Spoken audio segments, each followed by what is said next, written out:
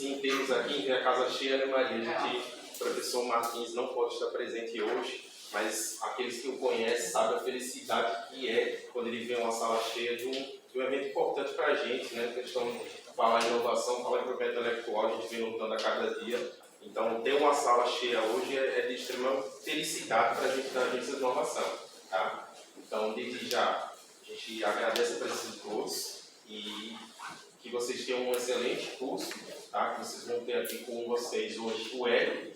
A gente não pode deixar de ressaltar que é um grande parceiro nosso desde 2018, né? A gente já vem fazendo diversas disseminações, diversas... Janeiro de 2019. Isso, então a gente vem nesse longo período, mentorias, programas de mentorias, eventos até no Instagram, lives, enfim, muitas ações e que nos trouxe bons resultados. Então a gente não poderia deixar de agradecer a esse grande parceiro aqui nosso, que está aqui hoje conosco para falar sobre propriedade intelectual, que é um tema relevante assim, para alguns professores aqui vinculados aos projetos de inovação de produtos tecnológicos, para a educação, enfim. Só apresentando agora, me apresentando, para aqueles que não me conhecem, Danilo, alguns já participaram da reunião do Inovedu, então já me conhecem, faço parte da AGIT. Dentro da AGIT, fico responsável pela gestão da propriedade intelectual.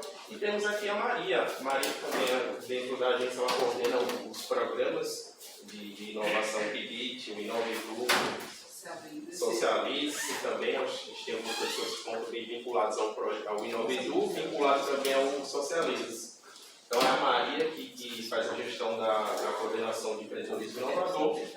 E o Hélio vai se apresentar agora, é a melhor pessoa, acho que só já fiz uma introduçãozinha, o Hélio fica à vontade agora aí para poder se apresentar. Obrigado, Maria. Que é isso.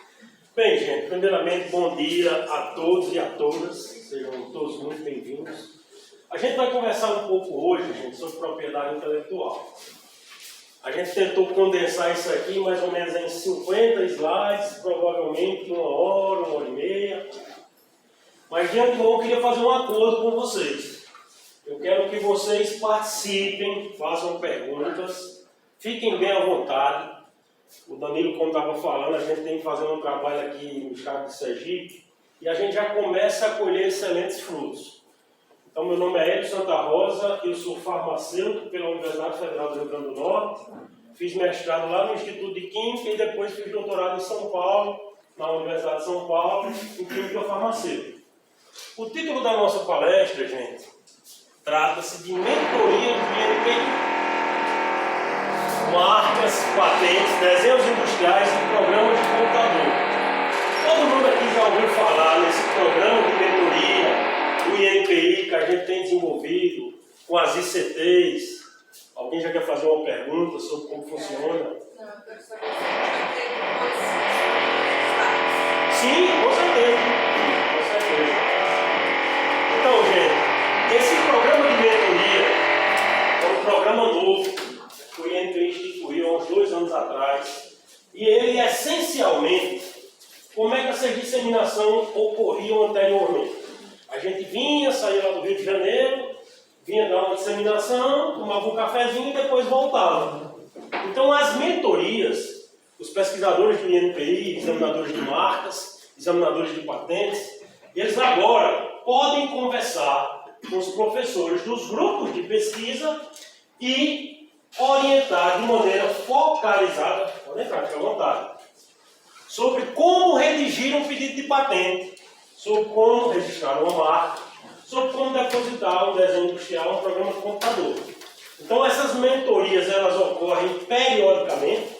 A Universidade Federal de Sergipe não é nada mais, nada menos do que a ICT no Brasil que mais indicou mentorias para o INPI, ou seja, a ICT, por meio do Danilo, por meio do Martins, por meio da Maria, eles indicaram aí mais de 40 grupos de pesquisa que efetivamente foram mentorados e realizaram esses depósitos de patentes. Então a gente vai conversar sobre isso, trazer alguns conceitos aqui, introdutórios, sobre marcas, patentes, desenho industrial e programa de computador.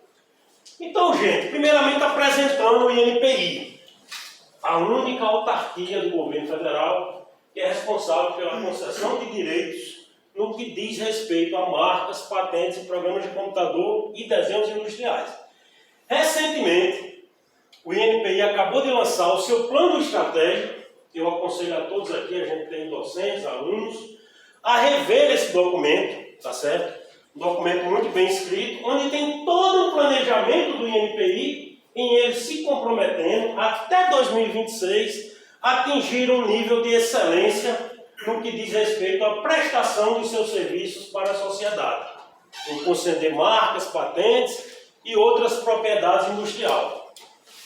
A missão do INPI, impulsionar a inovação por meio da propriedade industrial.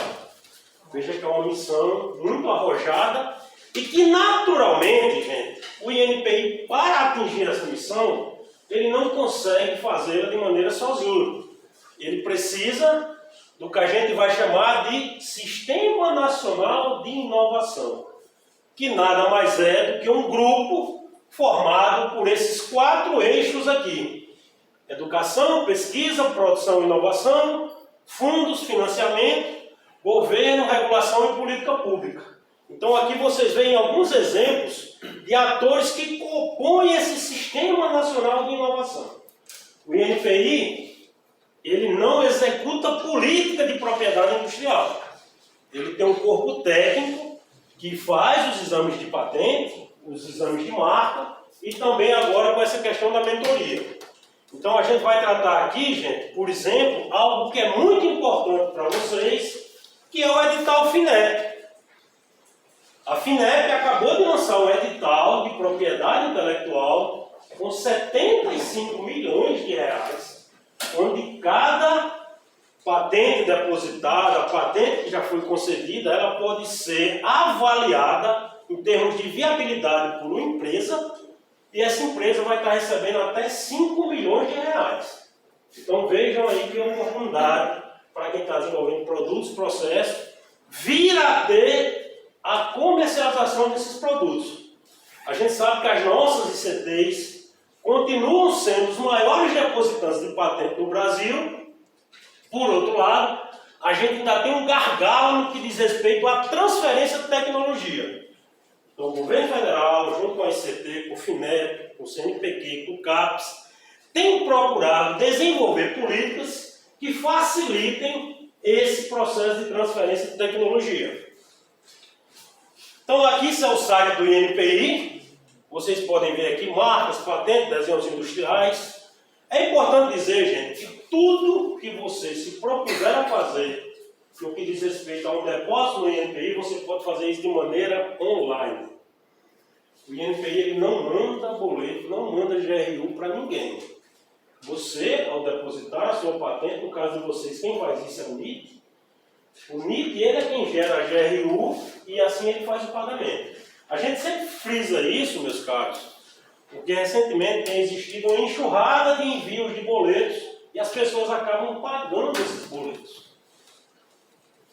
Então, começando aqui sobre propriedade intelectual, o que vem a ser propriedade intelectual? Propriedade intelectual, meus caros, nada mais é do que um conjunto de direitos que incidem sobre a criação do intelecto humano. Então, a propriedade intelectual é esse grande guarda-chuva e dentro dele vai estar a propriedade industrial, direitos autorais. Aqui a gente vê esse grande guarda-chuva que é a propriedade intelectual. O INPI ele vai cuidar essencialmente de propriedade industrial, ou seja, aquelas criações que são materializadas e que têm um viés de produção em escala industrial. Para vocês terem ideia, direito autoral está no campo de criação de material pedagógico, as canções do Roberto Carlos, tá certo, gente? Vocês estão tirando foto, fiquem à vontade, mas a gente vai enviar esse material, viu? Mas pode tirar, pode ficar à vontade, fazer um storyzinho, né? As stories no Instagram. Tá certo, gente? Então a gente começa falando sobre marca. Todo mundo aqui tem claramente o que vem a ser uma marca. Alguém quer falar alguma coisa? Tá claro para vocês? Então, marca. O que é marca? Marca, gente, nada mais é do que um sinal distintivo, tá certo? Que vai fazer com que um público consumidor consiga identificar diferentes produtos, diferentes serviços. Então, por exemplo, quando a gente tem aqui esses dois copos copos com refrigerantes pretos. Eu não consigo identificar aqui qual é a Coca-Cola e qual é a Pepsi. Quando eu vejo isso aqui, já fica muito claro que vem a ser Pepsi, Coca-Cola. Então essa é a principal função da marca. Ou seja, identificar um produto, identificar um serviço. Quando a gente está falando de propriedade intelectual, gente, todos esses ativos, existe uma grande importância em fazer esse registro. Você vai ganhar o direito da exclusividade. Então, ao você depositar uma marca, ao você depositar um pedido de patente, fazer o registro de uma marca, ganhando essa concessão pelo INPI, você tem ali o direito da exclusividade. Quem se interessar pela sua marca, pela sua patente, vai ter que entrar em contato com você para negociar essa transferência de tecnologia. Então, um exemplo aqui, ó, olha a diferença. Então, essa é a função da marca. Identificar, distinguir. Aqui nós temos alguns exemplos do que a gente vai chamar de degeneração. Todo mundo hoje, né, eu vou comprar um Bombril, vou comprar um Limpol. Ou seja, a marca ficou tão famosa, ela ficou tão conhecida, que o nome da marca se sobrepõe àquele produto, àquele serviço. Isso se chama degeneração da marca. As principais características no que diz respeito ao registro da marca. As pessoas confundem muito nome comercial com marca, com Instagram, com Facebook. A marca, ela só vai existir quando você fizer um registro no INPI e você ter essa concessão. Tá certo, gente?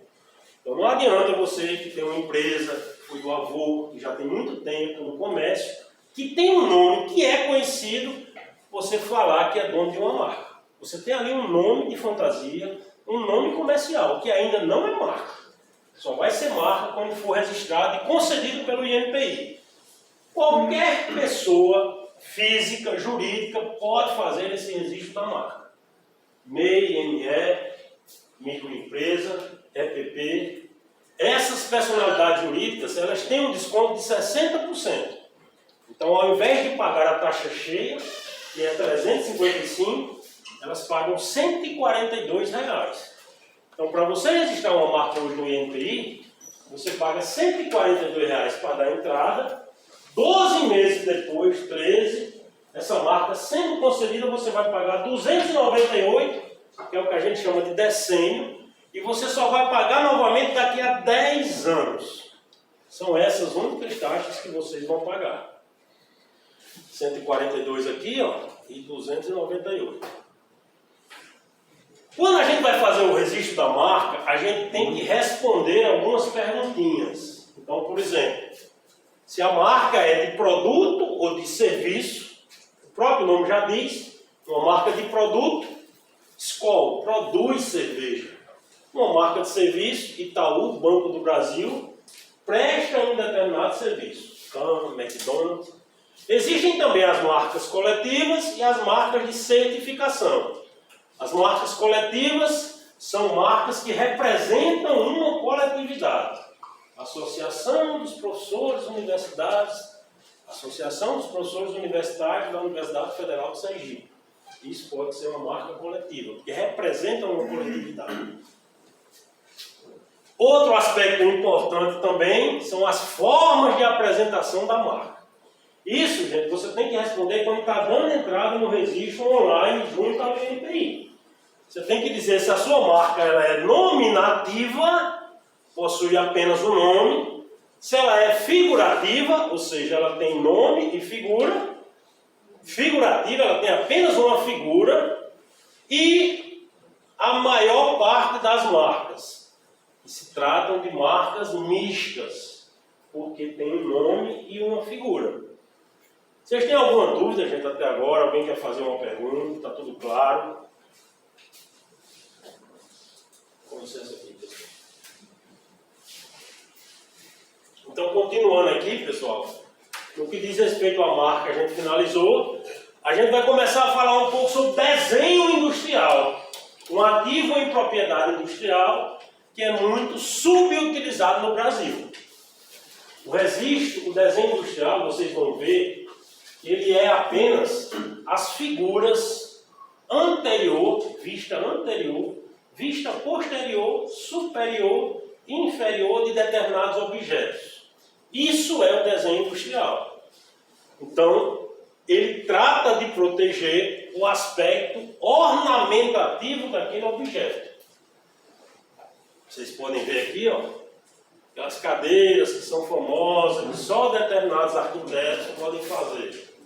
Naturalmente, para ele ter essa exclusividade, ele depositou o desenho industrial no INPI. Requisitos para a proteção. Você não pode pegar essa cadeira que já foi o arquiteto que registrou e achar que você pode registrar também. Tem que ser algo inédito. Isso é o que a gente vai chamar de novidade. Tá certo? A patente ela também tem que ser inédita para você poder depositar e ganhar a concessão no INPI. Então, aqui alguns exemplos aqui, ó, de desenhos industriais. Vigência do direito. Todo o território nacional dura 10 anos e você pode renovar por 3 períodos consecutivos de 5 anos. A taxa para o desenho industrial, R$ 94,00. Desenho industrial, gente, é algo que o INPI está concedendo em até um mês. Então, ou seja, você dá entrada hoje, daqui a um mês você já ganha a concessão deste artigo. Alguém quer fazer alguma pergunta, gente? Está claro para vocês? Pode falar. Pode se identificar, por gentileza. Ricardo Salgueiro, Departamento de Computação. Tudo bom, Ricardo?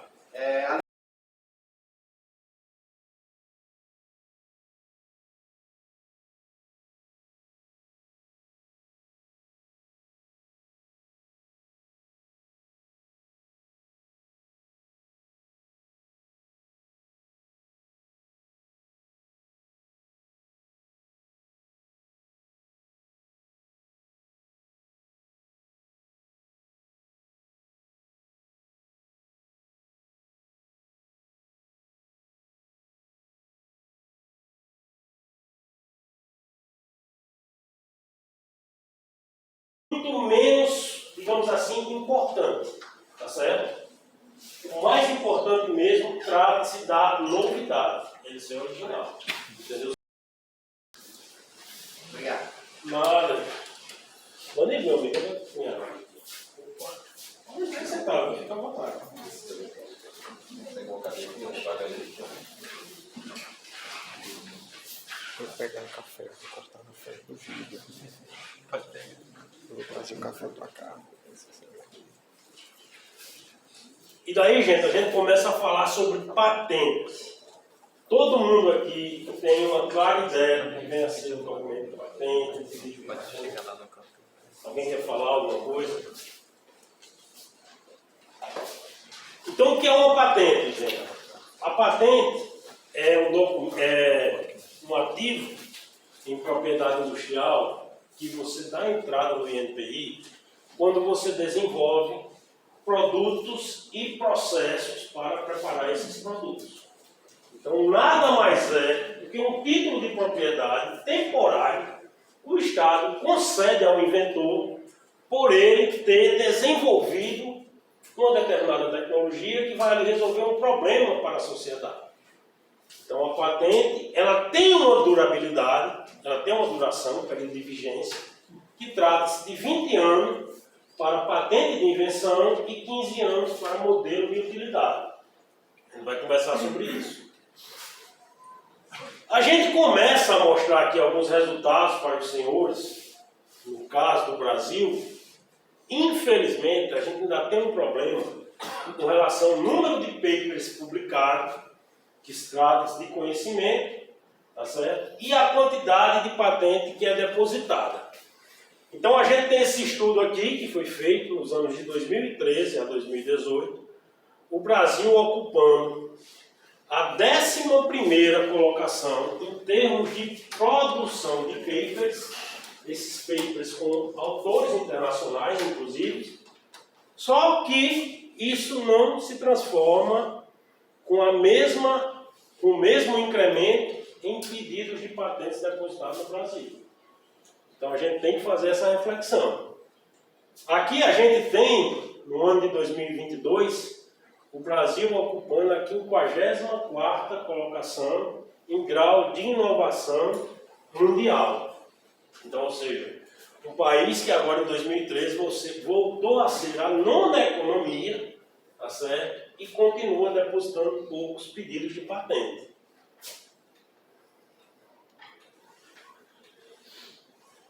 No que diz respeito ao perfil do depositante nacional, a gente tem que fazer algumas considerações. Se vocês imaginarem a realidade nacional, por ano, é depositado no Brasil de 25 a 30 mil pedidos de patente. Só que cerca de 80% desses pedidos de patente, eles vêm de fora do país. O depositante nacional, ele é responsável por cerca de 20%.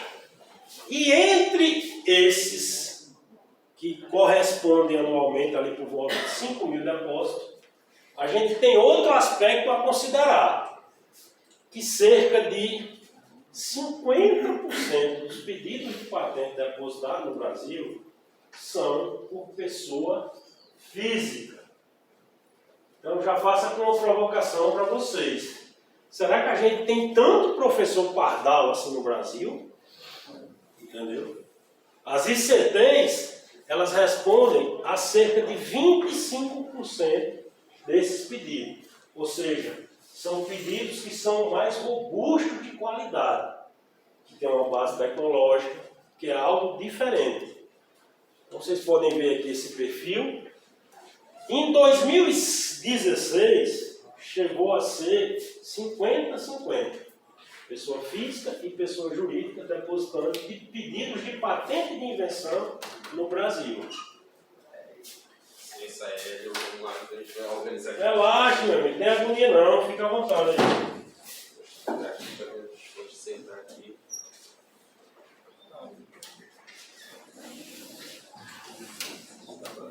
Vai na frente mesmo.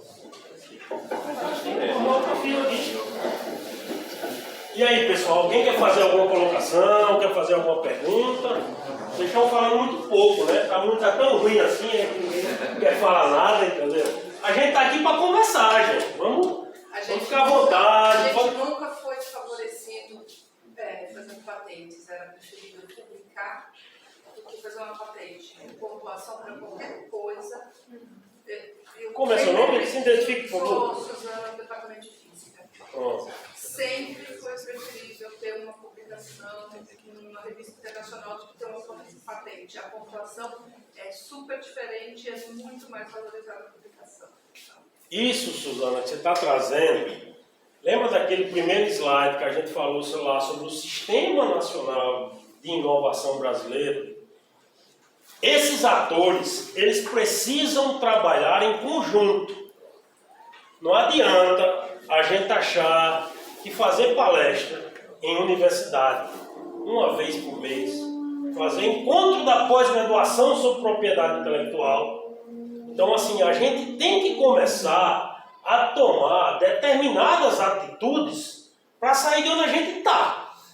Entendeu? Porque eu estou falando aqui em número de pedidos de patente. Mas daqui a pouco eu vou começar a falar em qualidade dessas patentes.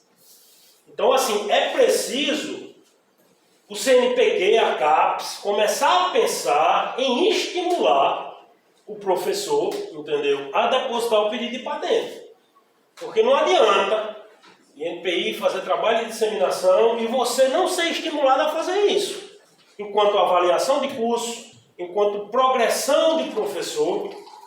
Então, assim, eu mostro alguns exemplos de universidades que hoje já estão ganhando ROIA com pedido de patente. Hoje, 2023. Só que para isso acontecer, essas universidades, elas elaboraram algumas políticas internas bem antes. Então, por exemplo, a gente está aqui 5 anos conversando com o Danilo, com o professor Martins, e até hoje a gente ainda não conseguiu. Eu não sei se a conversa é ruim, se a gente não consegue convencer ninguém, entendeu? Deve ser, né? Deve ter uma conversa muito troncha. Porque os caras não conseguiram botar uma disciplina de propriedade intelectual na graduação Aí quando você vai falar USP, Unesp, não, mas o meu amigo, eles colocaram 130 disciplinas. Eu estava vendo um evento, estava participando de um evento semana passada, lá na USP, eles começaram a oferecer essa disciplina online. A demanda é tão grande. Então os caras conseguiram inscrever, colocar 130, você não consegue uma, velho. Tá entendendo? Então assim, eu estou fazendo determinadas ações com o Sebrae. Sebrae é inovação social. A universidade é geradora de conhecimento. A gente tem que pensar em inovação de base tecnológica. Certo? Abrir startup é bom, fazer jogo, game é bacana, mas a gente tem que pensar em inovação de base tecnológica, porque é isso que vai trazer royalties para a universidade. Eu sou da área de farmácia, eu falo assim da USP lá e tal, mas olha só como uma coisa é complicada. A USP tem 1.300 pedidos de patente depositados. Uma patente dela rende 95% do royalties que ela ganha. Então perceba que fazer inovação no Brasil não é algo trivial. Só que a gente precisa acordar. Se continuar do jeito que está, daqui a 10 anos a gente vai continuar mostrando essa realidade. As universidades brasileiras aí, os maiores depositantes de pedido de patente, no Nordeste aqui, entre as 50 primeiras você encontra 20 universidades. Aí chega um edital da FINEP, que ela vai e oferece até 5 milhões para uma empresa chegar e tentar desenvolver a patente que a universidade depositou, e essas universidades não ganham. Percebe que tem uma desconexão? Então assim, a gente tem que acordar. A gente não está bem. A gente não está bem. A gente precisa acordar para isso, para saber onde a gente quer chegar daqui a 10, 15 anos. Não adianta passar a vida se lamentando não, né? Alguém quer fazer algum comentário? A gente está claro para vocês? Alguém quer fazer alguma intervenção? Quer falar? Mas eu vou falando, né? Eu quero saber quando que as meninas vão sair, tá segurando. Show! Olha só, o INPI tem um programa de aceleração de exame. Não, mas eu tô brincando. A gente já teve 2 desenhos industrial, a concessão saiu agora, tem mais 2 lá na bala. Show, né? Tranquilo. Então vamos lá, gente. Com relação àquela fala que a gente estava precedendo um pouco antes. A gente tem que começar a pensar como gerar patentes de valor. Não dá para chegar aqui e dizer que de 100 pedidos de patente, todos esses pedidos de patente são iguais. Eles são diferentes. E como é que a gente gera patente de valor? Eu estou falando tudo isso sobre inovação, mas eu sempre deixo claro que eu não sei fazer inovação. Eu não sou mentor em inovação. Agora, tem caminhos que a gente tem que seguir. Inovação tem que ser tratada como ciência. A gente tem que buscar. A gente, quando deposita um pedido de patente, a gente já tem que pensar se aquele pedido de patente vai ter um público consumidor. Não adianta eu chegar 6 anos depois, estou com 50 patentes concedidas. Vamos tentar fazer essa transferência de tecnologia? Hoje está todo mundo usando USB, pendrive. A patente de videocassete serve para quê? Não é nada, ninguém vai querer comprar isso. Bom, velho. Então a gente tem que pensar nessa perspectiva. E como é que a gente começa a gerar patente de valor? Primeira coisa, redação. Não existe patente de valor mal escrita. Não tem como, gente. Você tem que tomar cuidado, tem que ler as diretrizes de exame, tem que saber que patente de segundo uso médico. Todo mundo aqui sabe o que é patente de segundo uso médico. O que é patente de segundo uso médico? Você tem um determinado medicamento que serve para câncer. E ele foi depositado, passou 20 anos, e essa patente caiu em domínio público. Aí surge o genérico. O genérico é a patente que já caiu em domínio público. Pois bem, geralmente quem faz patente segundo uso médico são os farmacologistas. Então os caras começam a pegar esse medicamento, que era para câncer, e começam a avaliar em outras doenças. E eles enxergam ali que aquele medicamento pode ser para hipertensão, tá certo? Para inflamação. Aí ele vai querer depositar uma patente de segundo uso médico, uma nova atividade farmacológica para aquele composto. Já perguntando para vocês aqui, você acha que um exame, um resultado in vitro, um estudo de modelagem molecular, ele é suficiente para dizer que aquele composto tem ali um segundo uso médico? As diretrizes de exame dizem isso. Se você quer fazer uma patente de segundo uso médico, você tem que ter resultado in vivo para poder depositar. Se você está fazendo uma patente de lipossomas, nanotecnologia, que são patentes que envolvem liberação de medicamento de maneira modificada. Se você, meu caro, chamou o seu pedido de patente a obtenção de lipossomas para tratamento de câncer, tem que ter no seu pedido de patente um estudo caracterizando esse lipossoma, que é diferente de um comprimido, que é diferente de um polimorfo, que é diferente de um gel. Ou seja, quando você se predispõe a escrever um pedido de patente, eles têm que estar de acordo com as diretrizes de exame do INPI. Senão a universidade vai pagar 5, 6, 7 anos, depois de 10 anos, quando o camarada for examinar aquele pedido de patente, ele vai dizer, o cara disse que tinha obtido um lipossoma e não provou que era um lipossoma. Isso é para um motoflex, para um combustível à base de petróleo, entendeu? Alguém quer fazer uma pergunta, gente? Está tranquilo? Não existe patente mundial, gente. Cada patente ela vale no país que ela é depositada. Então essa história de, eu depositei a patente no Brasil, o americano viu e copiou. Amigo, você deveria ter depositado também lá no americano. Só vale no Brasil, você só depositou no Brasil. E daí, gente, a gente começa a falar de patente de invenção e modelo de utilidade. Percebam que a patente de invenção ela tem um componente tecnológico maior. Todas as patentes de área farmacêutica são patentes de invenção. Modelo de utilidade nada mais é quando você gera uma nova melhoria funcional para um determinado objeto. Essa patente aqui ela dura 20 anos e essa dura 15. Por exemplo, eu tinha aqui essa gaveta que não era dividida. Aí o camarada falou, pô, se eu fizer a gaveta modular, com divisória, vai ficar melhor guardar as coisas, não vai? Então ele foi e ganhou a patente da gaveta modular. Entendeu? Tá claro, gente? Alguém quer fazer uma pergunta? Tomar um café, beber uma água aí, vamos interagir. Pô, não fala nada, né, Danilo? Continuando aqui, ó, a evolução do nosso amigo telefone. Patente de invenção aqui, ó. Bem diferente de uma caneta que era assim e o camarada foi e criou isso aqui. Para aprender. Um patente de modelo de utilidade. Esse celular aqui, ó, quando ele foi criado,